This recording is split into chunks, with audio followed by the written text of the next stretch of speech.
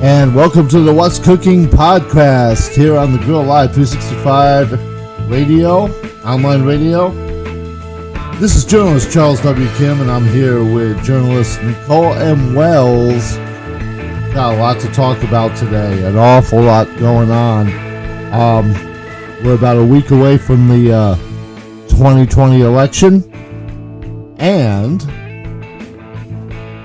not votes everywhere, and no decision yet.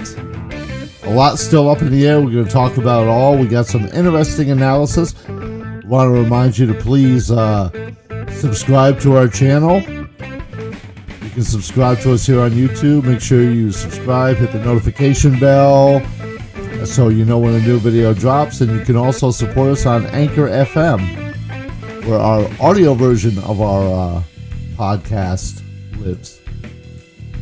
How's it going, Nicole? Pretty good, Charlie. It's going pretty good. You know, everything is kind of in limbo at the moment, but other than that, you know, life goes on. Well, sort of. I mean, as best it can, you know. So.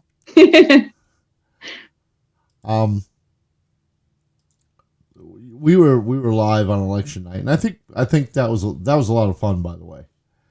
It was a blast. It was a blast. It would have been nice if it had resolved that night, but you know, I mean, they were just endlessly dragging on with no movement in sight. We were joined by a fellow journalist in New Jersey, Bob Bossler, and it was an interesting time. Of course, the votes came in. The media has gone out of its way to call the race for Biden at this point.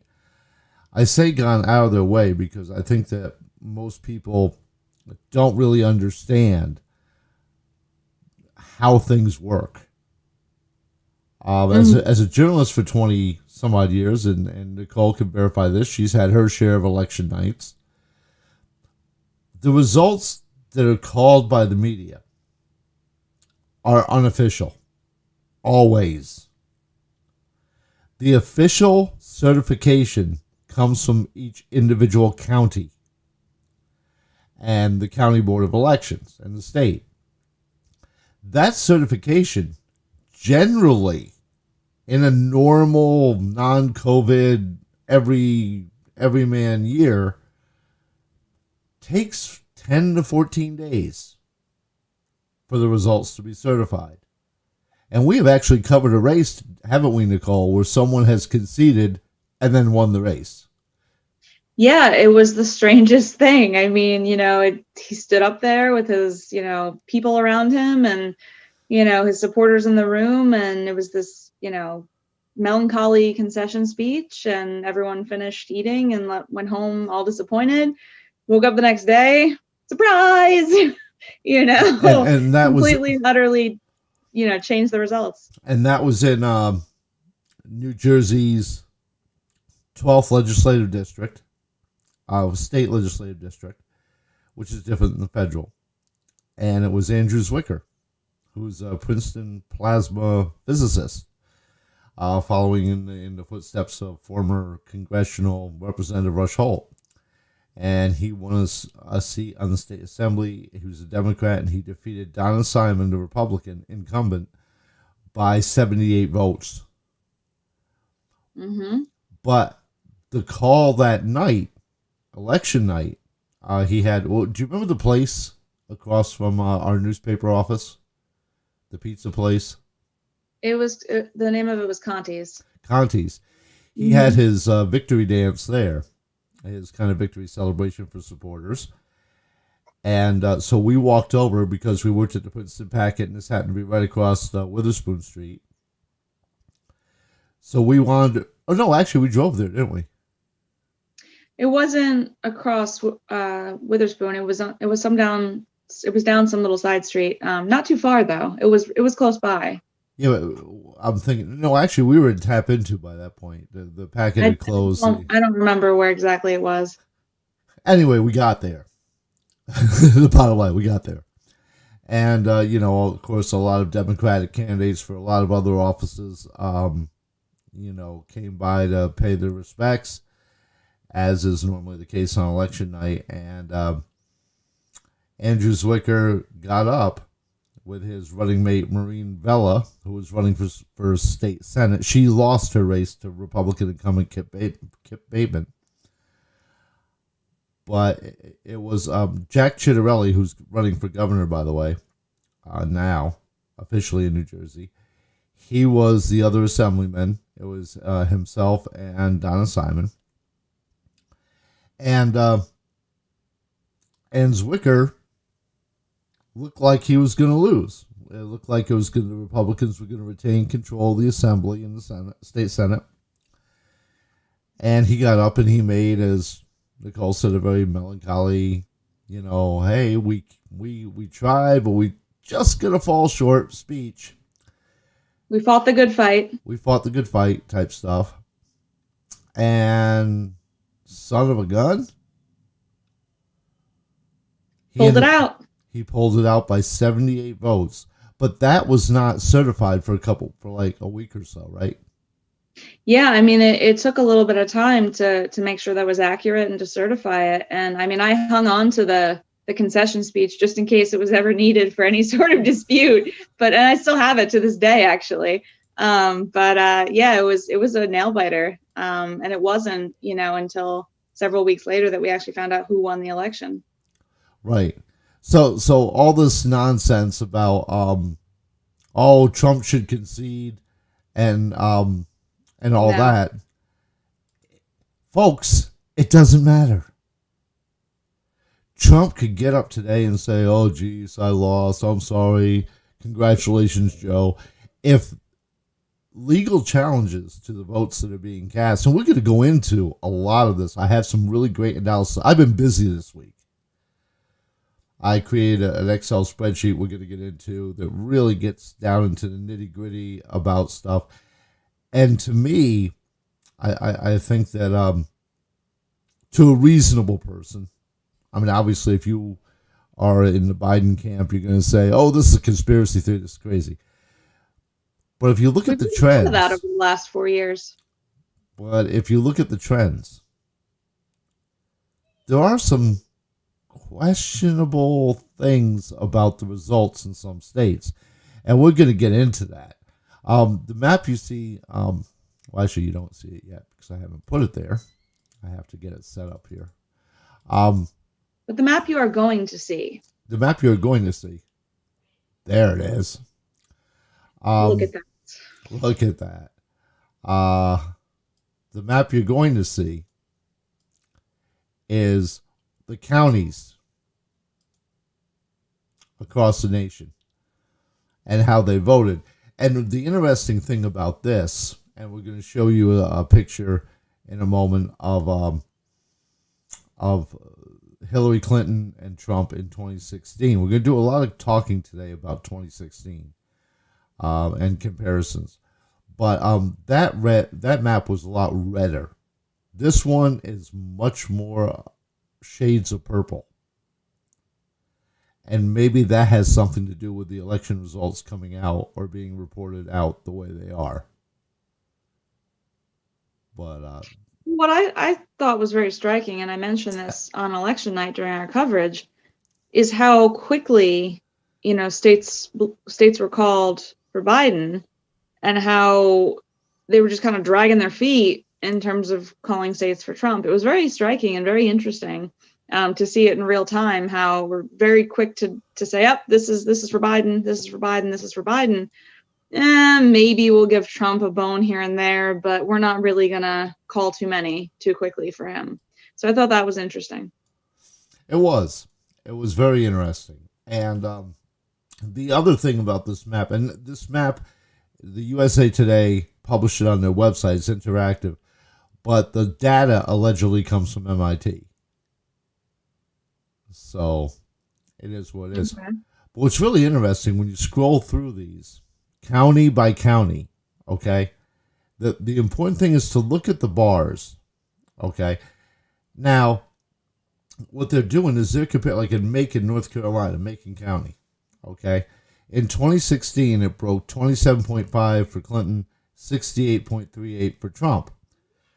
Trump actually overperformed himself in 2016 by 0.4 or by almost half a percentage point where Biden increased his performance compared to Clinton by 3 points, by 2.5 points.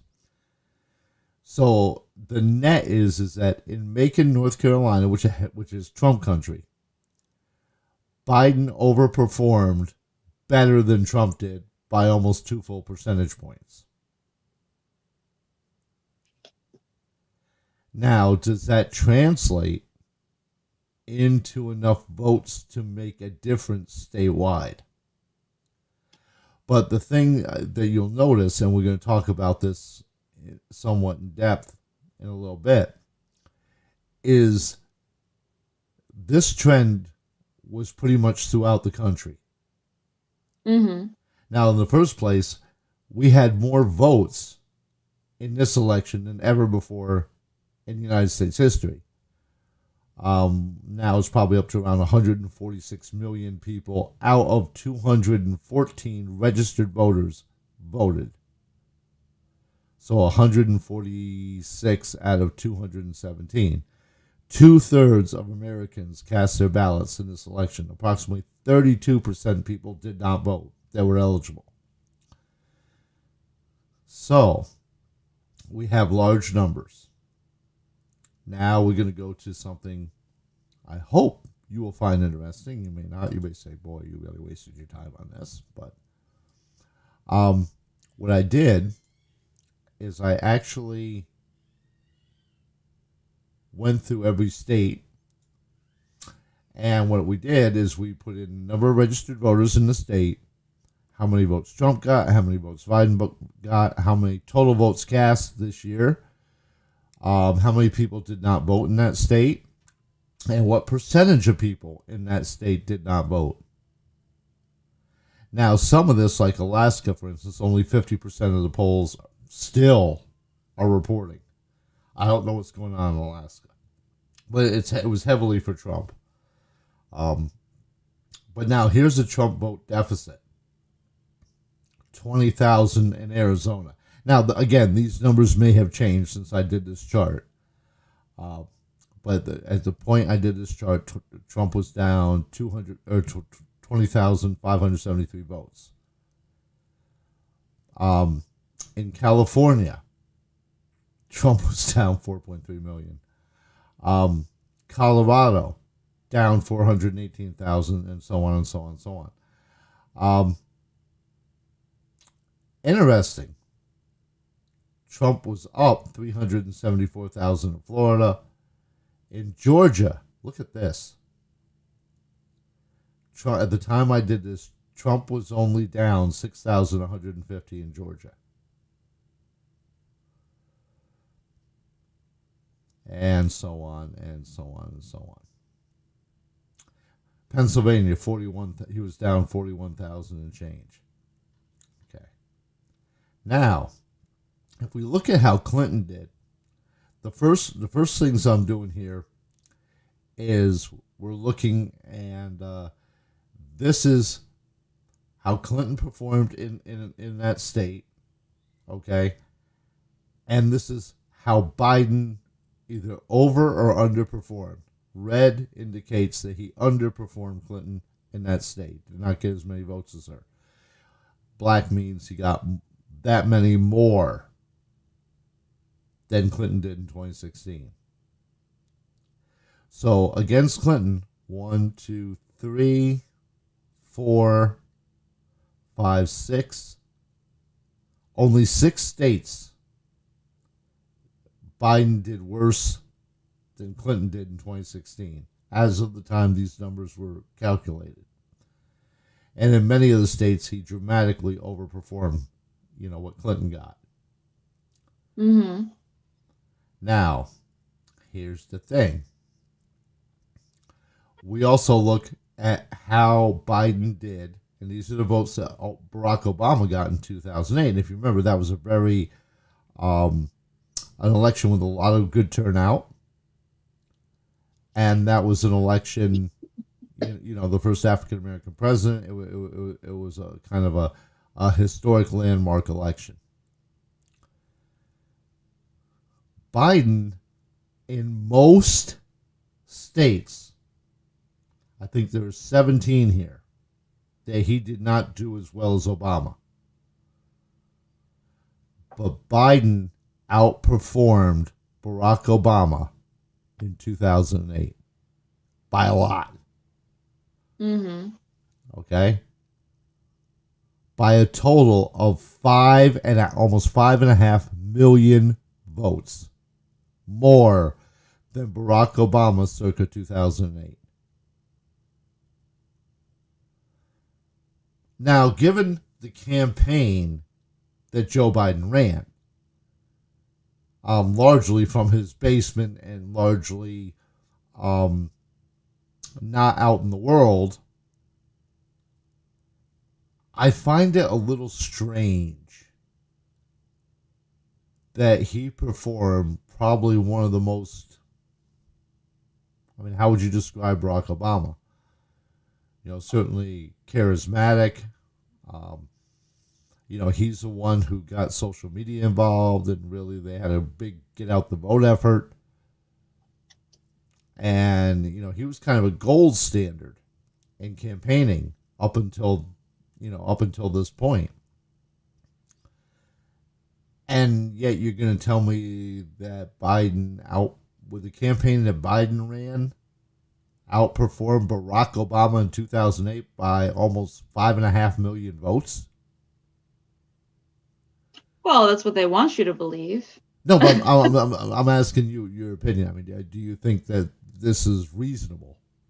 No, I don't. I think that Biden ran an awful campaign. I mean, probably he ran the best campaign you could run from your basement. But that being said, you know, you really can't run an effective campaign for, you know, president of the United States when you're just sitting in your basement. I mean, you know, that's not really how you want to do things. So no, I don't believe those numbers. I think that somewhere in there's something going on. I think that there were a number of different strategies in a number of different states that were employed to come up with those numbers, but I don't believe those numbers because I don't see how running a campaign from your basement, you know, is more effective than actual real campaigning. Especially from someone who everyone said, you know, was the most charismatic, you know, young up and comer for the presidency in, you know, several decades, you know, since Kennedy. So Biden outperformed even Barack Obama in all but 17 states.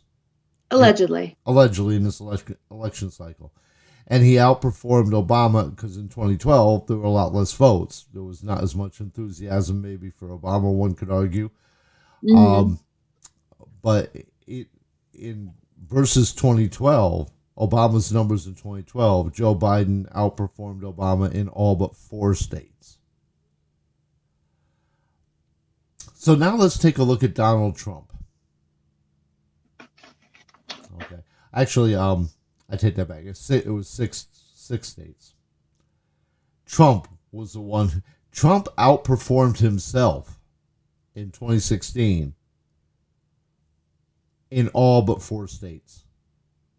Every state Trump carried in 2016, with the exception of 4, he did much better, in some cases by a lot, than he did in 2016. His net was 7.8 million more votes. I mean, I'm not surprised by that number, because I mean, you know, everywhere you looked, there he was. I mean, he was sometimes in, you know, holding rallies in multiple states on one day. 3 or 4, huh? 3 or 4 states in one day on the regular. Oh yeah, and I mean, the man is, you know, 74 years old. I mean, he puts me to shame in terms of his energy level, and I'm decades younger. So you know, I'm not surprised by that, because everywhere you looked, there he was, connecting with voters, talking to voters, holding his rallies. So yeah, I mean, the more you connect with people, the more results you're going to see, which is why I'm shocked by those results from, Biden's basement. It gets more interesting. And The intrigue continues. the intrigue continues. I mean, first of all, it seems like it's weird that Biden would have outperformed even Obama. Clinton, I can understand. The country was not really jazzed about Hillary Clinton.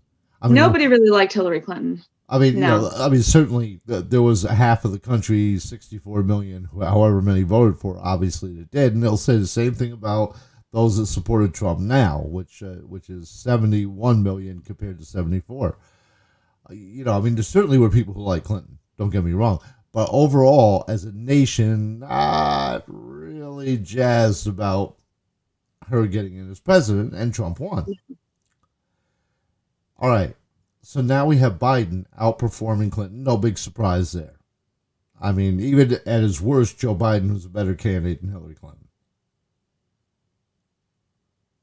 I think probably people could say that. Mm-hmm. That because he didn't have the baggage and stigma so much that the Clintons bring to anything. But now we get to, okay, so Biden overperformed in a ton of states over his predecessors, Clinton and Obama, twice. Trump overperformed in all but 4 states over himself in 2016. Both candidates brought more voters to the game. If you believe the numbers, Trump brought almost 8 million more, and Biden brought like 12 million more than the last race, leaving a 4 million deficit. But here's what gets interesting. If you look at how much Biden overperformed and then compare that to how much Trump overperformed, you know what I'm saying? Mm-hmm. So they both did more than 100% in many of their states. But now when you compare those two margins, let's say, this is what you come up with. And this is what I find very interesting and may actually explain a legitimate Biden victory. These numbers are a lot closer. Many of them are below 10, 20,000. Some are bigger, without a doubt, but most of them are pretty close when you talk about this large electorate. And the difference is a negative for Trump of 1.2 million votes. Almost 1.3. But let's see what state this is. 295. South Dakota. Trump outperformed better than Biden by only about 300 votes. Okay. Biden outperformed Trump's performance in almost every state. In almost every state. Key states. Minnesota, Michigan, right here. Compared to Biden, Trump was running 156 and 188,000 deficits, respectively. If you look at... Go ahead.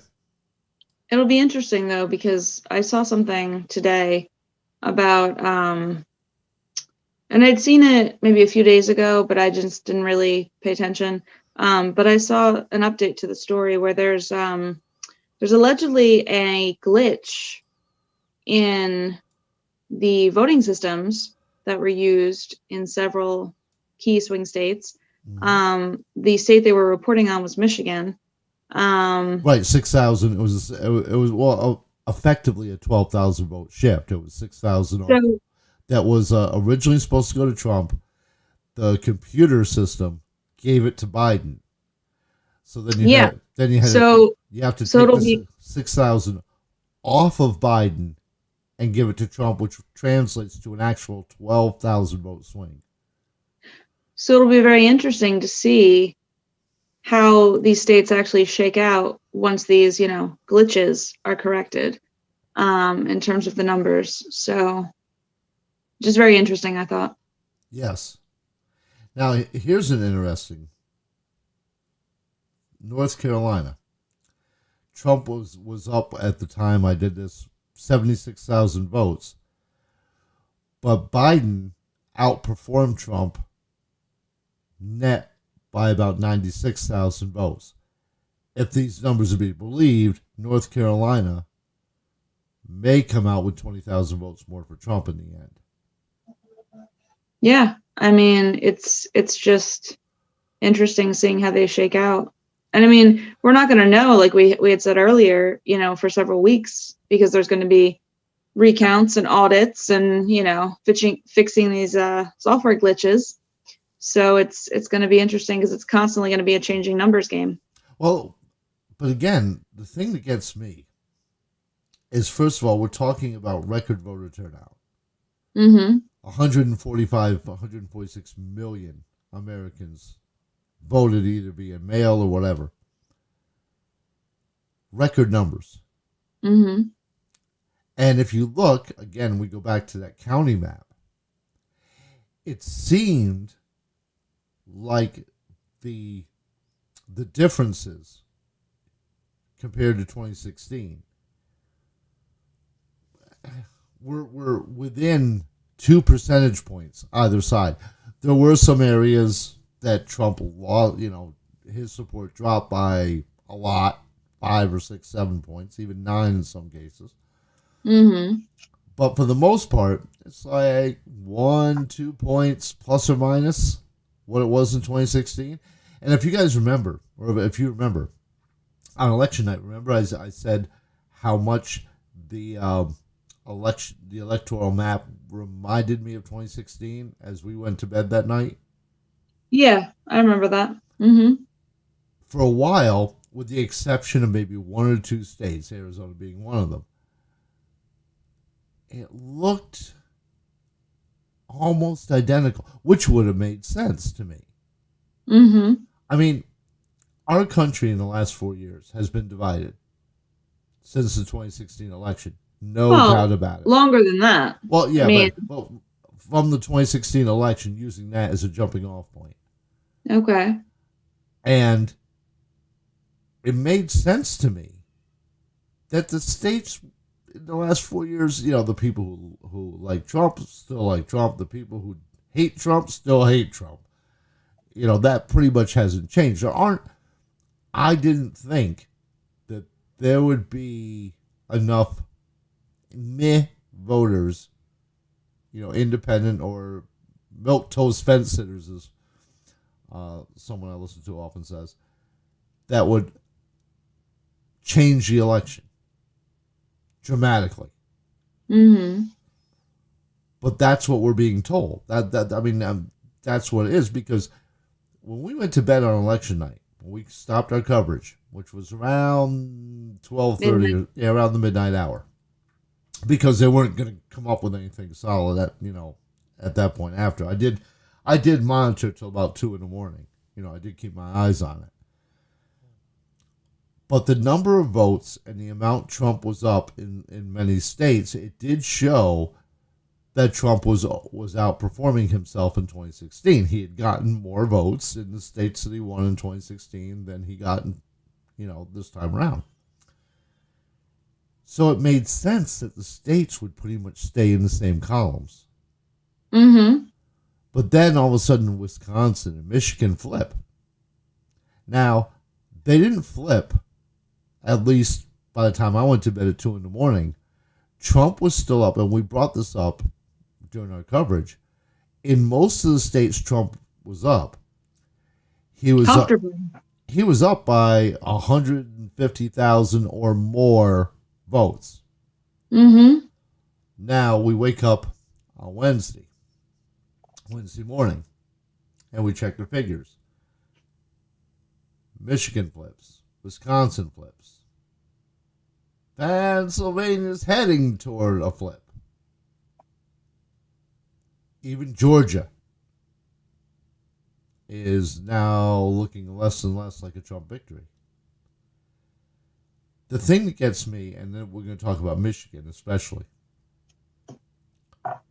is that the election outcome, when I went to bed on election night, looked reasonable. Mm-hmm. Something I could believe in.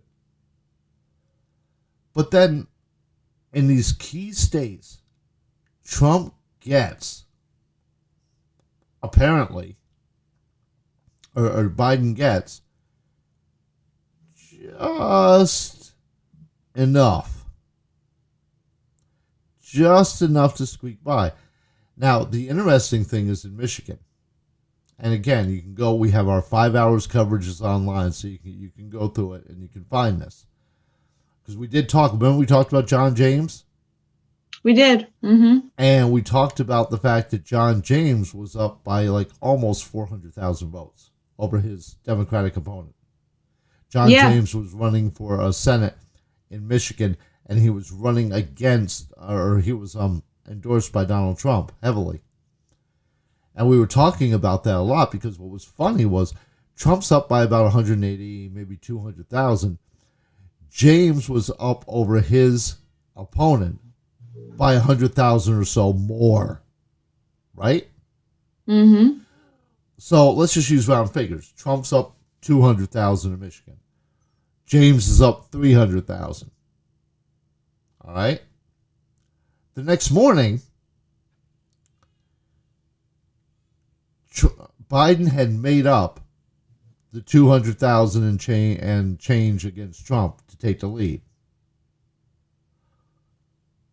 But also, the Democratic challenger in Michigan to John James overcame a 300,000 vote deficit. Now, if all those votes for the U.S. Now, it's possible, and we know this from the elections that we've covered, there can be a drop-off. There may have been some people in Michigan who walked into the voting booth and said, I'm not voting for either Trump or Biden. They both suck. But I will vote in the Senate race. But did that happen with a third of the votes that came in overnight?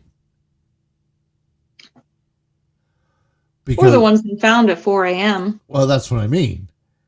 Because if the trend was kind of the same, to me, if someone has enough wherewithal to vote in a U.S. Senate race, they tend to vote for president too. That's not where you see the drop-off. You might see the drop-off saying, I'm not voting for any federal office. I'll vote for state. I'll vote for governor, or I'll vote for mayor, but I'm not voting for state or federal. That's where you usually see the drop-offs. Mm-hmm. Because nobody has a gun to your head that you have to vote for every office, every person in every office. But it would seem to me, if these votes came in, that they would come in a lot heavier for Biden. Instead of just giving him enough to eke out Trump, a 300,000 vote dump would have really put Biden up. But he didn't get that.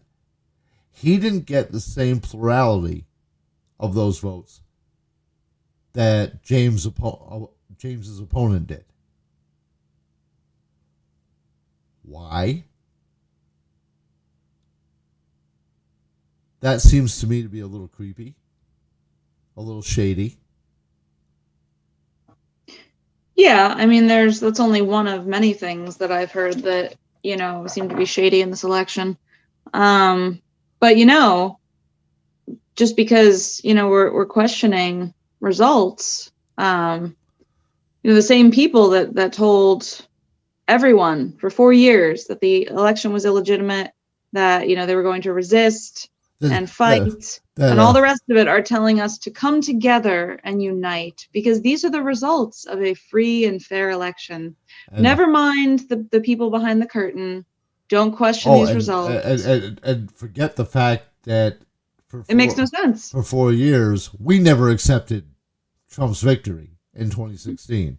Yeah, that's what I just said. These are the same people who didn't accept it in the first place. And now they're sitting there saying, all is well, all is right.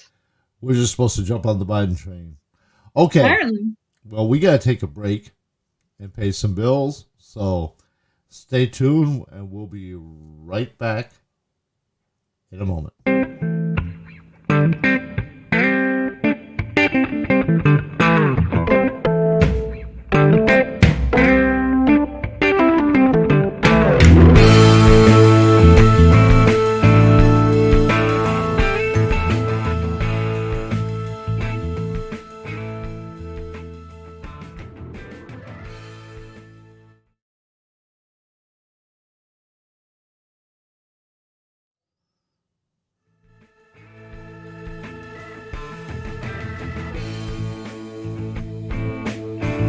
And welcome back to the second part of What's Cooking, the Grill's weekly podcast with journalists Charles W. Kim and Nicole M. Wells.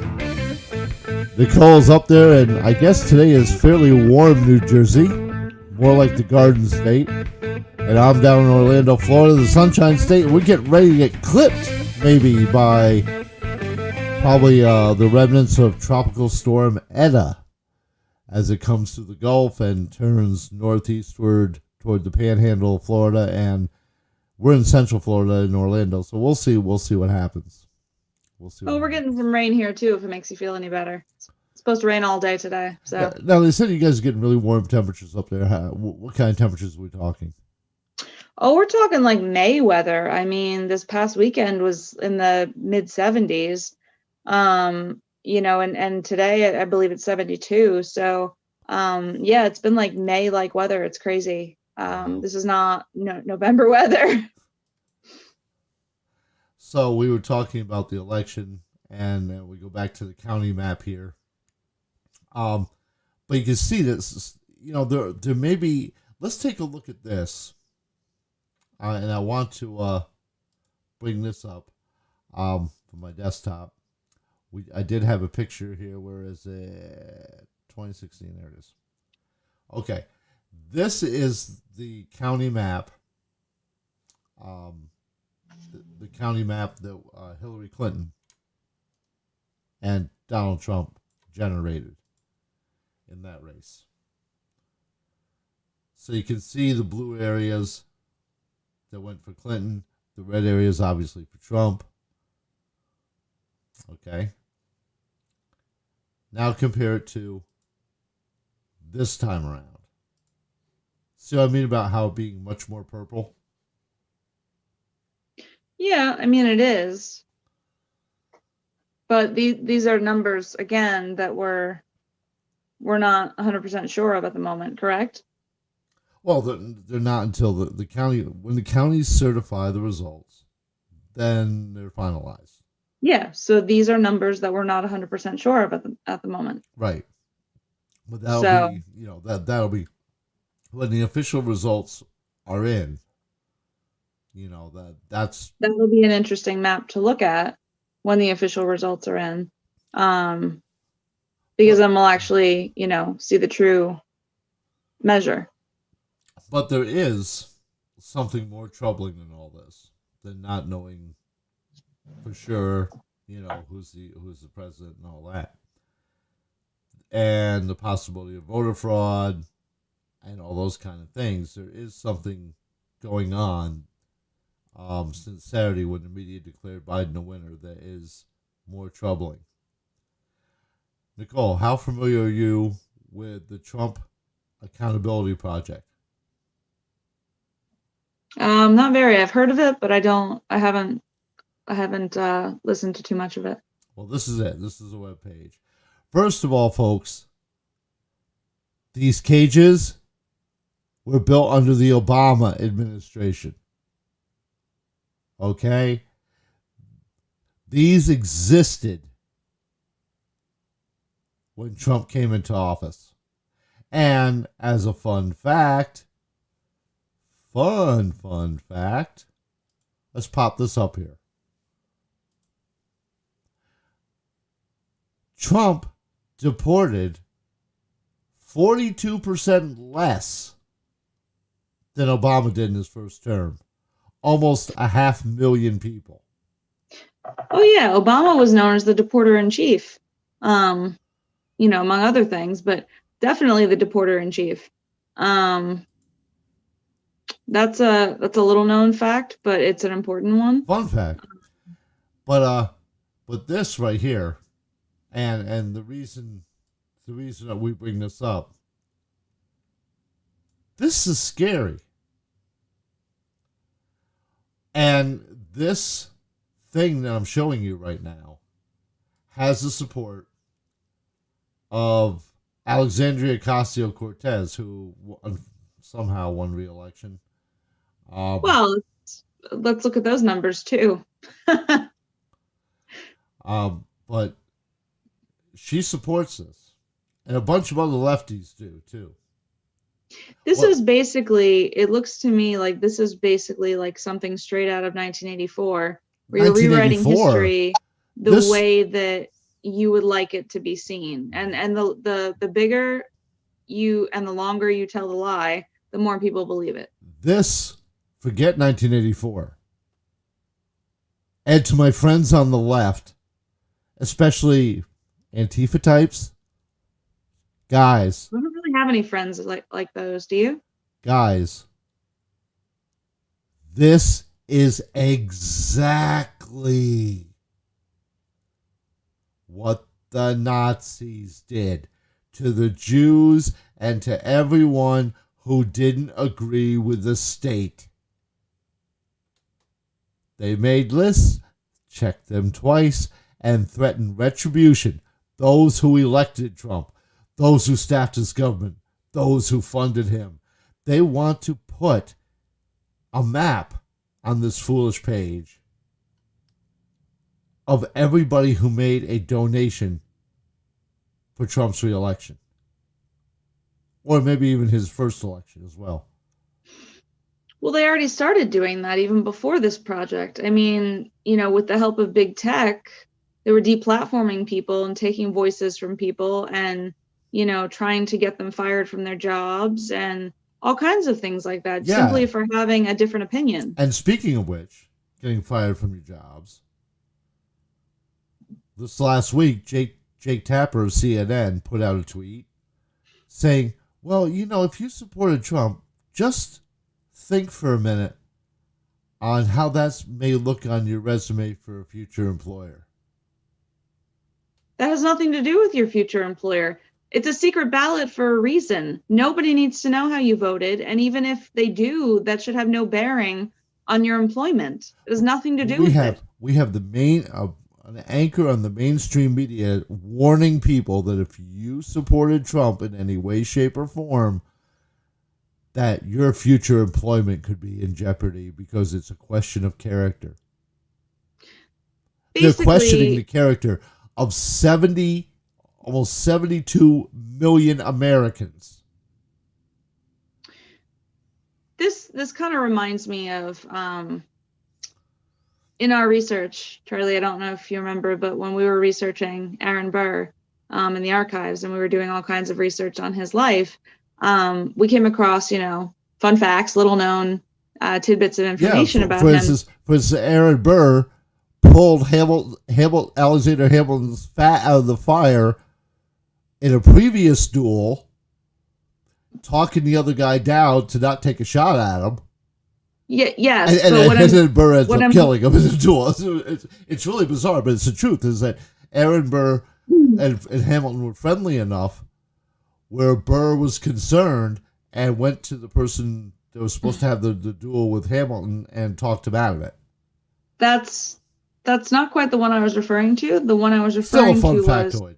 Although that's very interesting as well. But what I'm referring to is... I forget what the bank is. I want to say it's Chase Manhattan, but I could be wrong. But basically, Aaron Burr founded a bank, okay? Because at the time, he was around. The politics of the day were, no less ruthless. And nobody wanted to loan money to his members of his party. So basically, he decided he was going to start a bank, and he got around the rules by saying he was starting a water company.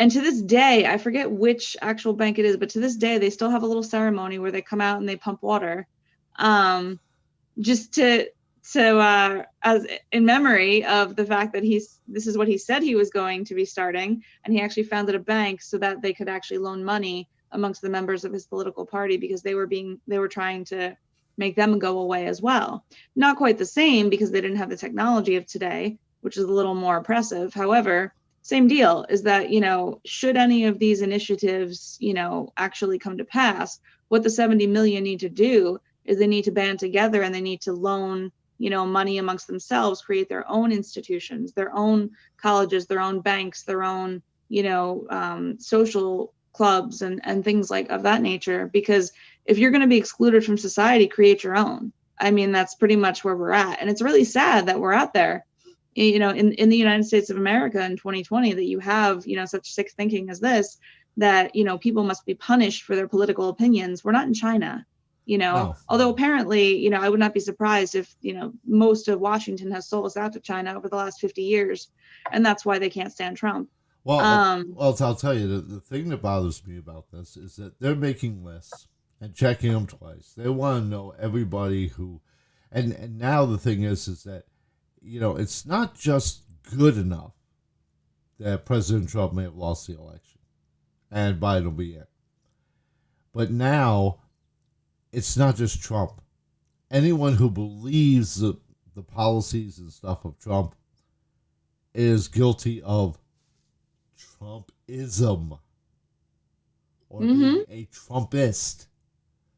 So now, as the left does, with even their own, they're always coming for you. People, yep. America, the left, are coming for you. And when they get you, it's not going to be a pleasant experience. They're already talking about truth and reconciliation commissions. I mean, I kid you not. This is right out of the Nazi fascist playbook.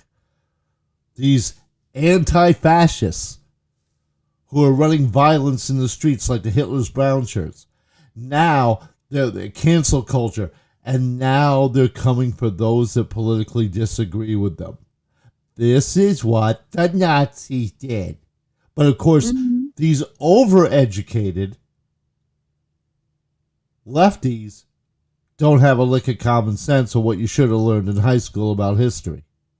You're so worried. Educated, their brains fell out of their heads. Well, you're so worried about the America being a bad country and run by white patriarchal slave owners, and that's why our country. Yeah. You're so worried about revisionist history, you can't even bother to learn the history of the greatest war in America in world history, World War II, and why we fought it, and what exactly we were fighting against. And it's this stuff. It's the government coming in and controlling every moment of your life. In New Jersey, they want the Governor Phil Murphy, the Democrat scumbag in New Jersey. If you go to work and things aren't just the way his restrictions say they are, they want you to report your employer. They want you to turn on your friends, on your family. Well, I've already experienced that, in my place of employment. I'm not going to name it. However, just yesterday, I was pulled aside by my supervisor, and I was told that, one of the employees had an issue with me not wearing the mask all the time.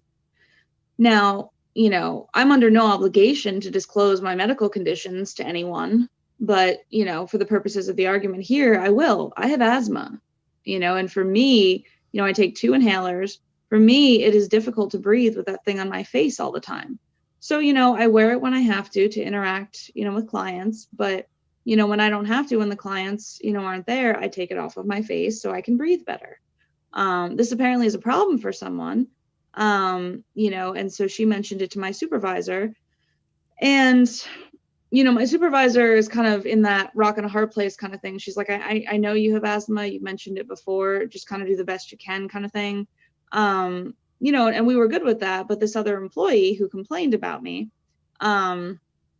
she said, I don't know, if she talked to you or not, but we do need to wear the mask, so everybody's protected. And I'm like, okay, I'm like, well, just so you are aware, she did speak to me and I have asthma, which is why I'm not wearing it as often as the rest of you, just so you know. But she continued, she has, first of all, some sort of authority over me. She's not my supervisor, nor is she my employer. Number one. And number two, she should be the sole arbiter of deciding what it is I do. Like, she's telling me dip into my own pocket and, just buy a face shield like I'm wearing. First of all, who are you to tell me how to spend my money? Number one. Number two, you're in no position of power over me. You will be reported to this state. I'm sure. Yeah, no, and I was furious. Anonymous whistleblower. And all of a sudden the state attorney general will be coming to your work. Bring it. But I was furious for the entire rest of the day. I was just livid that someone is so nosy and so busybody as just to sit there and think that they can determine for me what is okay for me. If you're that worried, your face shield should be all you need to make sure that you're safe. Okay. As for, I don't buy into this nonsense about these face coverings, saving us all from COVID, because that's bullshit. But viruses are much smaller than the little holes between the fabric. But regardless, I mean, what I'm doing should have no bearing on how safe you feel if you're doing everything you need to keep yourself safe. It's just madness. And it was just infuriating me the entire rest of the day. And I still haven't decided how I'm going to react to that, but there will be a reaction because I can't take it. And I'm sure I'll be one of the first ones, I'm sure, that's being rounded up. I'm sure, but at least there'll be kicking and screaming involved. Because I'm not one to go down without a fight, as anyone who knows me knows. Well, the thing, and this, I want to take a minute. I'm going to look directly at you, the folks out there. If you're on the left, and I will tell you, my name is Charles W. Kim. I'm a journalist. I'm in Florida, and I supported President Donald J. Trump. I voted for him the first time. I didn't vote for him the second time because New Jersey never sent me my mail-in ballot, and they don't know where it is. And I'm going to find out if somebody voted, especially if they voted for Biden with my ballot, somebody's getting sued. But I'm telling you all right now, there are 1 or 2 million of us in the country. If you're going to come for us, you better bring a lunch. Maybe a few. And possibly a body bag. That's not a threat. But we're not going to let you scumbags, anti-American pieces of shit, come for us like the Polish people did, or the Jewish people did, or the Romanians did during World War II. We're not going to get on that train easily. Well, the difference there, and we're not going to let you play your sick, twisted, sadistic games with us either, like the Nazis did. You will be sorry. If I were you, I would. You really want unity? You really want healing? You really want us to all be one big happy family right now? No matter who wins, whether it's Trump or Biden? Take this Trump Accountability Project and people like AOC, Ilhan Omar, Ariana Presley, Rashida Tlaib, and all these hate-mongering, sick, twisted psychopaths, and take them down. Because if you don't, and you come against us, it's not going to be a happy situation for you. That's a message to all the folks on the left who think they have some kind of moral superiority, some kind of higher ground on me, and feeling all superior. Yeah, like the Nazis did. It ain't going to work, pal. We have just as much right to believe what we believe as you do. You are no better than us as people. No better. Matter of fact, you're worse. Enough.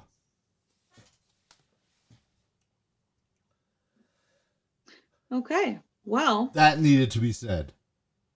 I'm not going to be here at 57 years old and seeing this crap happen in my own country and not open my mouth. You can come and kill me. I don't care.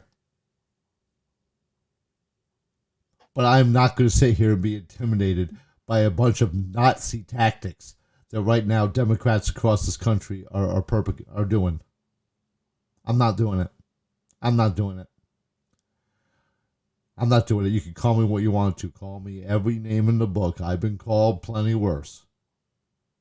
But you start making lists of us and expect us to keep our mouths shut, expect us not to believe what we believe, expect us not to have the opinions we hold, just to keep you happy. Sorry, it don't work that way. And we will not be intimidated.